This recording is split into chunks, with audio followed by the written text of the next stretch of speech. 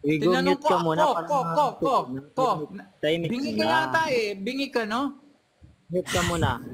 Oh, Ano lang. magbigay ang bawat isa sa inyo ayon sa ipinasya ng kanyang puso. No?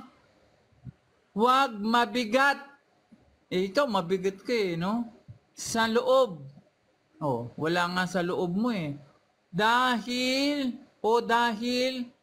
sa kailangan. Oh, isipin mo, nag-iisip ka kailangan kahit nga hindi ka magbigay, eh, no?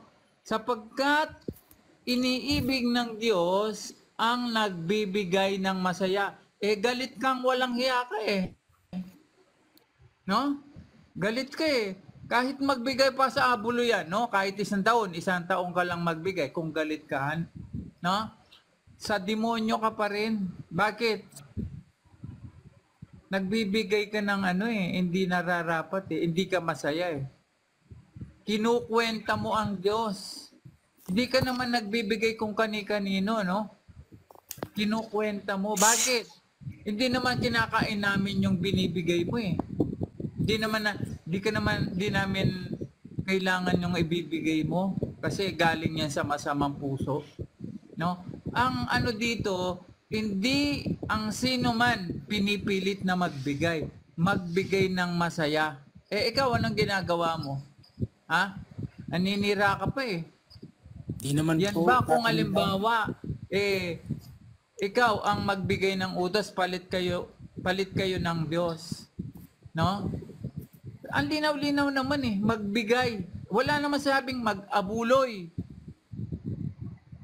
Ha? Nakasulat ba dyan mag-abuloy ka? Pwede ako makasagot?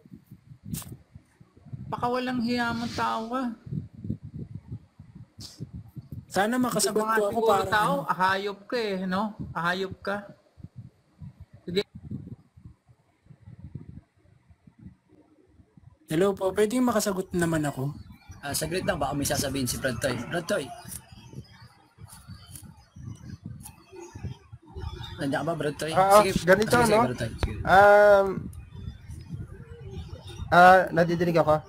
Kasi ang Parinig. problema, ang alam mo lang ay abuloy lang. Opo. Pag banabasa na, tulad yan sa ikalawang Korinto 9:7, Opo. magbigay ang ayon sa pasya ng kanyang puso.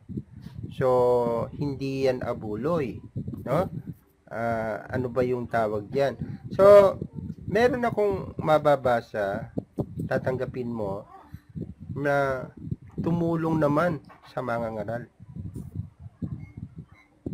Tumulong sa mga Nabasa mo na, So ano ibig sabihin nadinig po? mo na ba Hindi yan? ba abuloy din po yun?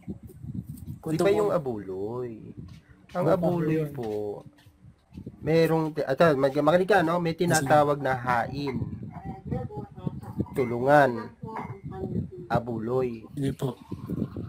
So, yung hain sa Diyos, no? Yung ginagamit yun sa pagpapalaganap ng mabuting balita. Eh, yung tulong naman. Kung yung mapapansin, yung mga taga-Thessalonica, tumulong. Sabi ni Pablo, correct me if I'm wrong, bagamat ako'y may labis, no? Na kaya, ay, nakalimutan ko lang talata, sila'y tumulong sa akin. So, anong punto? Nagpaabot sila ng tulong para kay Pablo. So, isang tulong yan. Abuloy ba yun? Hindi. Para sa mga ngaral yun. Ngayon yung iba, sinantawag dito, love offering. Ngayon, iba naman yung tithes. Yung tithes naman, takda. Tinatakdaan ka. No? Ang isang form ng takda ay nakalista. Kaya kung yung mapapansin, yung lagak o yung binibigay ng mga miyembro ng INC nakalista. Alam mo ba yun? So therefore, takda ito. Sign of ikapu ito. No? Ngayon, doon naman tayo sa tatanggapin mo ba na yung talata pag nabasa, dapat tayong tumulong sa ating mga ngaral. So, hindi lang abuloy. Kasi ang alam mo lang ata, pag nagbigay ng para sa church, or nagbigay, ay abuloy na kaagad. Maraming klase. May hain, may handog, may abuloy, may tulungan. So, ang dami, 4 yung binanggit ko. Opo. Lahat yan may talata. Opo. Pwedeng singit Pero muna isa lang bibigay ko sa'yo. Sige bro, singit ka po. Sige, ano ba yun? Hindi pa siya sumasagot, Brad Toy. Makasagot lang sana ako mabilis lang para Hindi, sige, Hindi, okay lang. wala ka pang sinasagot dun sa Sige, baka sinabi ni sabihin Brad Toy. Kung hayaan mo na, hayaan mo. kanina ko pa Baka meron siyang, baka sabihin inihipit natin. Sige. Magsalita ka Hindi, na. gusto ko Sige, nito. sige. Opo. Kung ganun po pala na okay yung maraming kung ano-anong tulungan, bakit galit na galit po dati si Brother Eli sa mga ibang relihiyon dahil ang daming tulungan? Okay lang Ayan, po pala. paliwanag natin, ha? Okay. Ganito po yan. Kung ang tulungan ay hindi naaayon sa Biblia, tulad ng ikapo.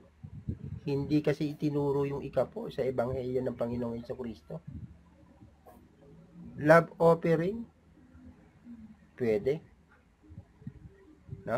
So, ano pa ba yung mga tulungan, Kasi natural lang yun yung tulungan. Pero yung ikapo, doon nagagalit ang kapatid na Ellen.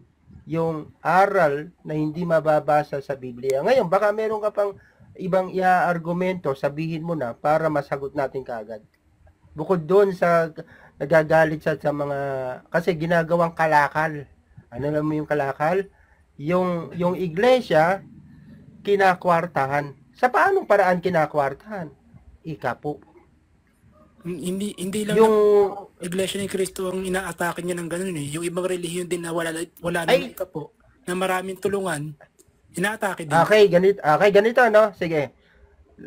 Labas natin yung mga walang ikapo. Doon naman sa kinakalakal yung salita ng Diyos.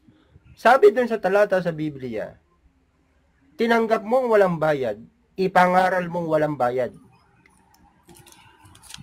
Yung Roman Catholic Church, kinalakal, pinagkakitaan yung aral at salita ng Diyos. Tama, mali?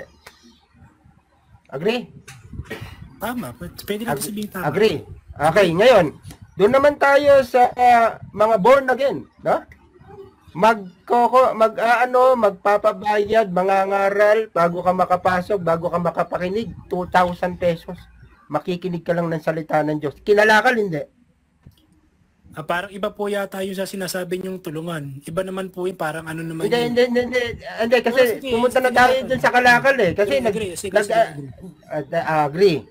So therefore, nagagalit ang kapatid na Eli pag may mga taong kinakalakal yung salita ng Diyos.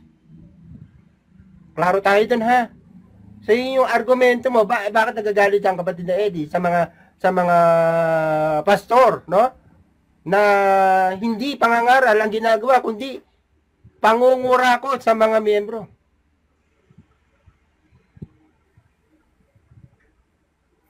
Nakukuha mo, kaibigan? Nakakuha ko po.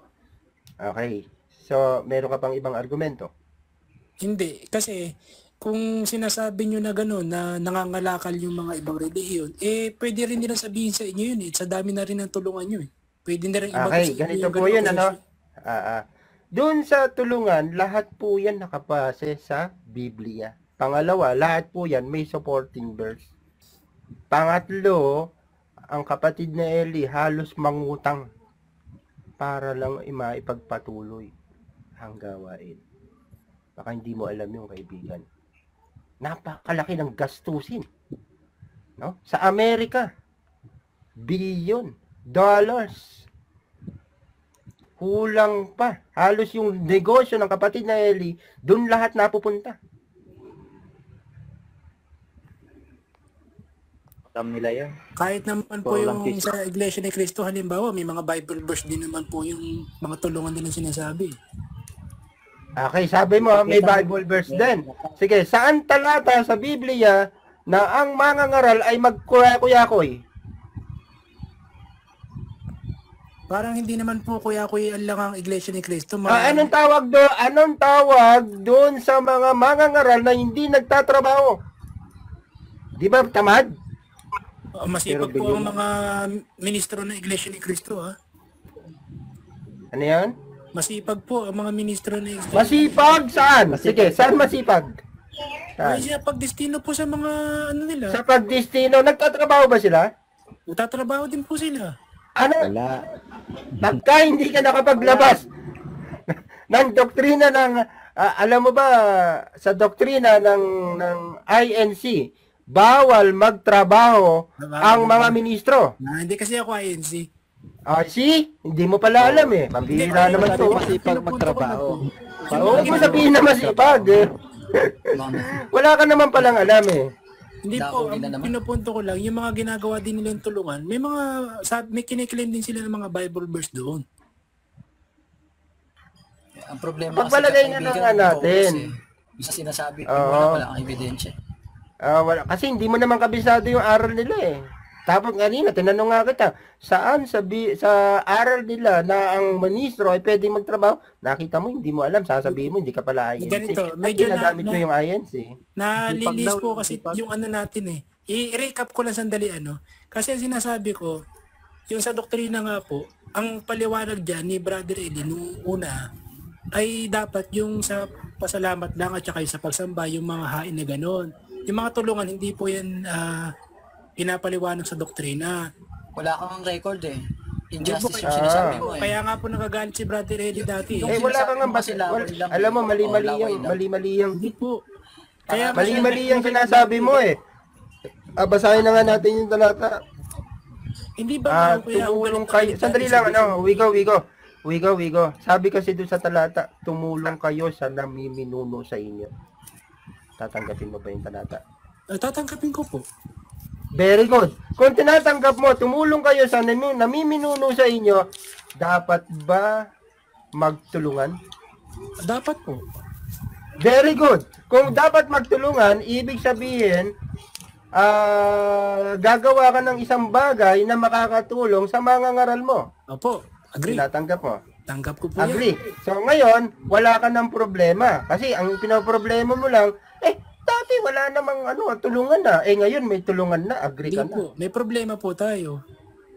Ano? Ikaw ang may problema. Kasi wala bakit kang kailangan pong ipapakita gawin separate yun? Ba't hindi na lang ilagay po doon sa abulo yan? Ba't may separate pa? Kasi kasi patunayan ganito mo nga sa yan. aral, kung mas marunong ka sa aral. Hindi po. Kasi kung wala ka namang Logic lang po yun eh. Wigo, kung wala kang mailalabas. Wala kang biblical basis. Hindi pa Kasi ang basehan mo, laway lang eh. Paano ka namin paniniwalaan? Maglabas ka na ebidensya na dapat ay abuli lang. Walang tulungan. Paniniwalaan ka namin. Kung laway lang, gawa-gawa mo lang yun eh. Hindi po. Ang ebidensya ko yung mga talatang binasa nyo din actually. Iba lang kasi ang Hindi mo nga naiintindihan yung talata eh. Hindi eh. Wala kang ebidensya. Iba lang po kasi ang kinukuha mong ebidensya, yung sinasabi ng kausap mo. Pero, hindi naman ganun ang pagkakasabi. At yung sinasabi mo na hindi itinuro, magpakita ka ng batayan na record na hindi itinuro. Yung Diba? talata sa Biblia, walang problema yun. Yung interpretation nyo ang may problema. Ang problema nga, yung sinasabi mo, hindi mo kayang patunayan. Wala ang record, wala ang notes. Mga binanggit Pag tinanong ka, di mo naman pala alam. Tapos nagsasalita ka, maglalagay ka ng paratang doon sa kausap mo, di mo naman kayang patunayan. Hindi, yung nga, kaya nga po nag-agree ako sa mga talatang binabasa. Kaya nga, Hindi ko dito po ang nakikita natin dito, you're just playing words. Kinukuha mo yung salita ng kausap mo, tapos ibabalik mo, lalagyan mo ng dugtong. Kayo po yun, ine-explain nyo siya ng iba sa in-explain dati ni Bes. Hindi, wala kang batayan eh. Ayun nga po yung batayan ko eh. Wala Kasi kang batayan eh. Nasaan ang batayan? Alam mo, Wigo, ganito sabi mo 2005 ka umalis. So marami ng bagong naituro. So therefore, kulang na yung nalalaman mo, agree? Wala na. Laglag ka na, brother. Di ba? Kasi 2005 pa eh. Mag-upgrade ka na, Kahit kaibigan. ngayon po, nakikibalita naman ako sa mga kaibigan ko. O, hindi mo nga alam kung paano didepensahan eh. Paano mo patutunayan. Yan lang ang turo. Ang turo, yan lang ang dapat yung gawin. Asan? Hindi po. Anong Ang mga balik? binasa Kasi yung po, talata, minsan wala po may akong dagdag, hindi may po ako bawas disagree ang doon sa mga balita. binasa yung talata. Kaya nga, inaano ko sa inyo, yung dating sinasabi ni Vince, gamit siya sa mga ibang relihiyon na ang dami pong tulungan na ginagawa. Kaya nga, wag Di ba pinaliwanag ko na sa iyo? Yes, dati sa Wala talata namang na yan, batayan eh. abuluyan po yan. Nuggets nyo na po. Alam mo, Wigo, pinaliwanag na sa'yo, hindi mo pa naintindihan, wala na kami magagawa sa'yo, namamaratang ka na lang. Para kasi broccoli kanina. Paano Sabi ko niya, paratang yun? sandali lang Ganyan ha, po makinig talaga ka si muna ha. Vince. Wigo, makinig ka muna ha.